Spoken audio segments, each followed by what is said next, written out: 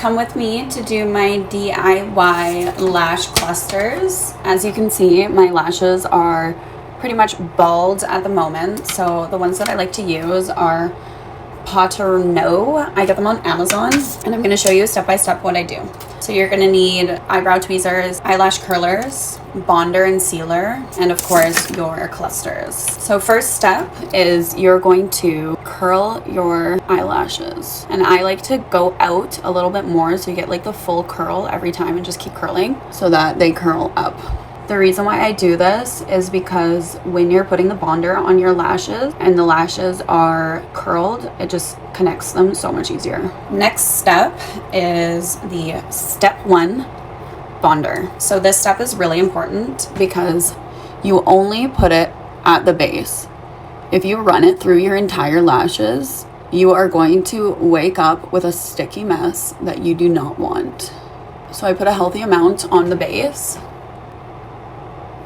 And the style that I like to do is doll lash. So here are your levels. So I start with a 12, and you put the lash bonder only on the base on the top.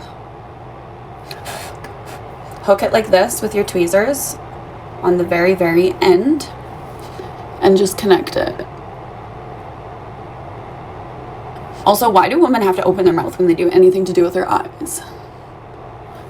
Okay, so that's step 1, and then I move up. So again, I'm gonna go up and grab it from the base right here because I don't want it to break.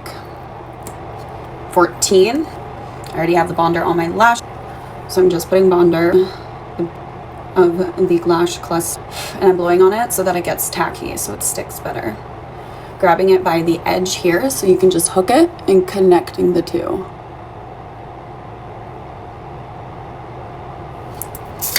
Next, I'm going up again to a 16, grabbing a little bit of more bonder. Now I'm going down to a 14. And then lastly, I'm gonna go to, I can either do a 10 here or a 12, but I like the fuller look, so I'm gonna go with a 12. The shorter the lashes, the farther out you're gonna need to go, because you do not want to get the bonder on your tweezers, because that makes it really difficult. And if you mess up, just take it off. You can always put it back on. Last one done. After that, we put the sealer, which is step 2. I only use this. I do not put the sealer on my lashes because it makes them look so fake. It like shines it. I rub off the excess, and I just rub it on the base where the bonder was. So what the sealer does is it makes the bonder no longer tacky. It just seals it in.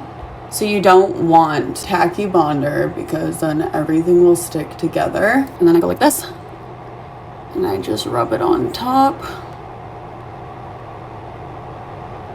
and let them dry. Now for the next side, exact same process. Put it on the base. Sometimes you poke your eye, not very fun. Try not to get the bonder everywhere. Do your best. I always poke this eye, never this eye. So again, I'm gonna grab the 12 for the doll look. I will also drop an image so that you could figure out what you like. Put the bonder on, only on the base, on where the glue line is, and on the top of the lash. You grab the very, very end, especially on the shorter ones, because you do not want to get bonder on your tweezers. And you just hook it on, kind of push it in. Step 2, which is number 14. Only on the top of the base, top of the lash, where it's going to hook onto your natural lash. And you connect the two up to a 16, back down to a 14. And once you get the hang of this, it becomes so quick. And these lashes last you literally weeks.